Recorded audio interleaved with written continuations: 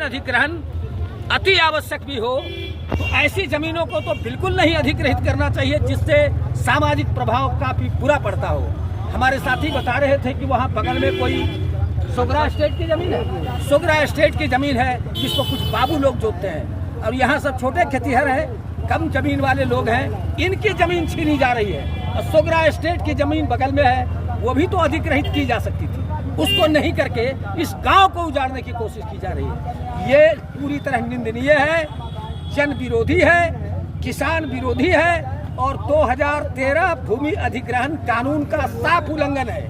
क्योंकि आप जब किसी जमीन का अधिग्रहण करते हैं तो पहले मर्तबा में उन किसानों से आपको सहमति पत्र लेना चाहिए। ऐसी कोई कार्रवाई नहीं की गई है, यह अत्यंत बुरी बात है और हम यह अल्टीमेटम देके जा रहे हैं कि इस अधिग्रहण को रोक लगाए, अधिग्रहण की दूसरी प्रक्रिया अपनाए और उस गांव को उजड़ने से बचाया जाए और इस पर फौरन रोक लगाई जाए। मेरा नाम शिव सागर शर्मा, मैं इसका नेतृत्व करने के लिए ही आया था। मैं अखिल भारतीय किसान महासभा का राष्ट्रीय उपाध्यक्ष हूँ। आप हंसापुर और अस्थमा के जो मौजा है वो बेजाब्ता मतलब 500 एकड़ 80 मतलब 580 बीघा की लमसम जमीन है और बड़ी कम रकबा है वहाँ की, और उस रकबा की जमीन को अधिग्रहण करने के लिए बेजाब्ता नोटिफिकेशन कर दिया गया है और वहाँ का रजिस्ट्री तक रोक लगा दिया गया है।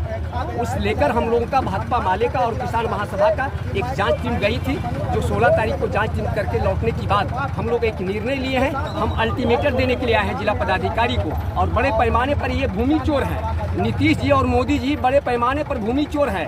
कल तक तो ये वोट चोरी कर रहे थे, आज किसानों का बड़े पैमाने पर जमीन अधिग्रहण करने के नाम पर औने पौने दाम में 1 रुपये एकड़ ये जमीन दे रहे हैं। बड़े कारपोरेट घराना का जिम्मा ये सौंपने जा रहे हैं उद्योग लगाने के नाम पर। उद्योग लगावे शेखपुरा में बड़े पैमाने पर पहाड़ भूखंडों को भी लूटा जा रहा है, कंपनी का राज में कंपनियों के हाथों में सौंपा जा रहा है। कौन लूट रहा है पहाड़ को? और इस शेखपुरा जिला में कुछ छोट भैये नेता हैं जो कुर्ता और पैजामा पहनकर कुछ छोट भैये नेता डीएम के यहाँ जाते हैं और चाकरी करते हैं, और यहाँ 2-2 संसद नहीं 3-3 संसद शेखपुरा का सौभाग्य है। वो संसद के मुंह में ताला लग गया है, चाहे आज चिराग पासवान की बहनों क्यों नहीं हो।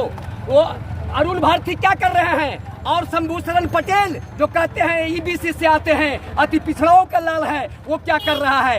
हंसापुर को बचाना चाहिए।